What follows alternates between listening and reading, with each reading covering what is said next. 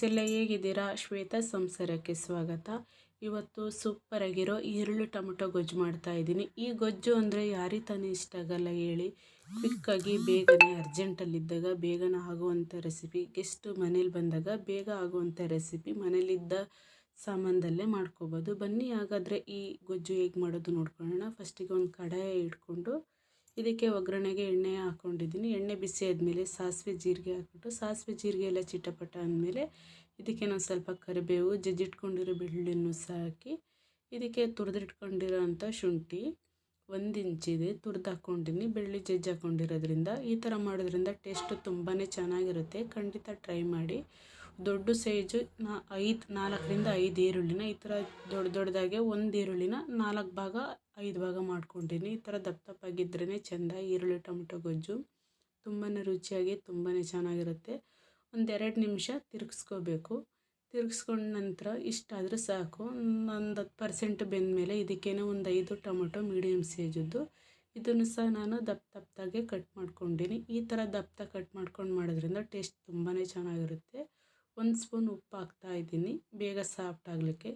ಹೀಗೇ ತಿರುಗಿಸ್ಕೊಂಡು ಸ್ವಲ್ಪ ಇದ್ರ ಜೊತೆಗೇನೆ ಒಂದು ಸ್ವಲ್ಪ ಕೊತ್ತಂಬರಿ ಸೊಪ್ಪನ್ನು ಸಹ ಹಾಕ್ತಾಯಿದ್ದೀನಿ. ಟೇಸ್ಟು ಡಿಫ್ರೆಂಟಾಗಿ ತುಂಬಾ ಚೆನ್ನಾಗಿರುತ್ತೆ ಈ ಥರ ಮಾಡೋದ್ರಿಂದ.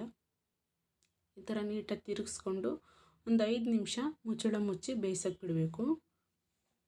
ಈ ಬೆಂದಿದೆ ಈಗ ಆಲ್ಮೋಸ್ಟ್. ಈಗ ಒಂದು ಸ್ವಲ್ಪ ಎಣ್ಣೆ ಸುತ್ತ ಎಲ್ಲ ಬಿಡ್ತಾಯಿದೆ. ಇಷ್ಟಾದರೂ ಸಾಕು ನೋಡಿರಿ, ಎಣ್ಣೆ ಎಲ್ಲ ಬಿಟ್ಟಿದೆ. ಟೊಮೊಟೊ ಈರುಳ್ಳಿ ಎಲ್ಲ ಸಾಫ್ಟ್ ಆಗಿದೆ.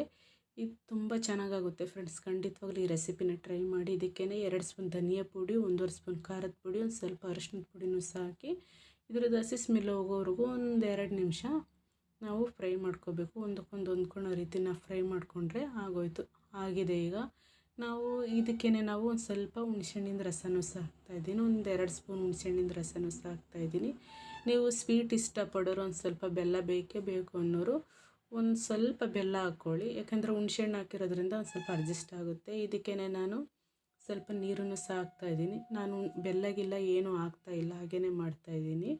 ಸ್ವಲ್ಪ ನೀರು ಹಾಕಿ ಕುದಿಯೋಕ್ಕೆ ಬಿಡಬೇಕು. ತುಂಬ ರುಚಿಯಾಗಿ ತುಂಬಾ ಚೆನ್ನಾಗಿರುತ್ತೆ. ಒಂದು ಸ್ವಲ್ಪ ಉಪ್ಪು ಕಡಿಮೆ ಅನ್ನಿಸ್ತು, ನಾನು ಹಾಗಾಗಿ ಒಂದು ಸ್ವಲ್ಪ ಉಪ್ಪನ್ನು ಸಹ ಹಾಕ್ತಾಯಿದ್ದೀನಿ. ಪರೋಟ ಜೊತೆಗೆ, ರೈಸ್ ಜೊತೆಗೆ, ಮುದ್ದೆನೂ ಸಹ ಊಟ ಮಾಡ್ಬೋದು. ಸೈಡ್ ಡಿಶ್ಶಾಗಿ ಏನಾದರೂ ನೆಂಚ್ಕೊಳಕ್ಕೆ ಇಟ್ಕೊಂಡು ಊಟ ಮಾಡ್ತಾಯಿದ್ರೆ ಇದ್ರ ಮುಂದೆ ಚಿಕನ್ನು ಮಟನು ಯಾವುದೂ ಸಹ ಬೇಡ. ಇದು ಜ್ವರ ಬಂದವರಿಗೆ ಬಾಯೆಲ್ಲ ಕಹಿ ಇರುತ್ತಲ್ಲ ಅಂಥವ್ರಿಗೆ ಮಾಡಿಕೊಟ್ರಂತೂ ತುಂಬಾ ಚೆನ್ನಾಗಿರುತ್ತೆ. ಖಂಡಿತವಾಗ್ಲೂ ಈ ರೆಸಿಪಿನ ಟ್ರೈ ಮಾಡಿ.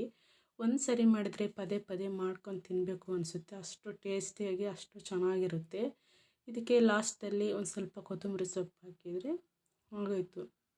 ಸೂಪರಾಗಿರೋ ಈರುಳ್ಳಿ ಟೊಮೊಟೊ ಗೊಜ್ಜು ರೆಡಿ ಆಯಿತು. ಈ ರೆಸಿಪಿ ಇಷ್ಟ ಆದರೆ ಲೈಕ್ ಮಾಡಿ, ಶೇರ್ ಮಾಡಿ, ಸಬ್ಸ್ಕ್ರೈಬ್ ಆಗಿ. Thank you.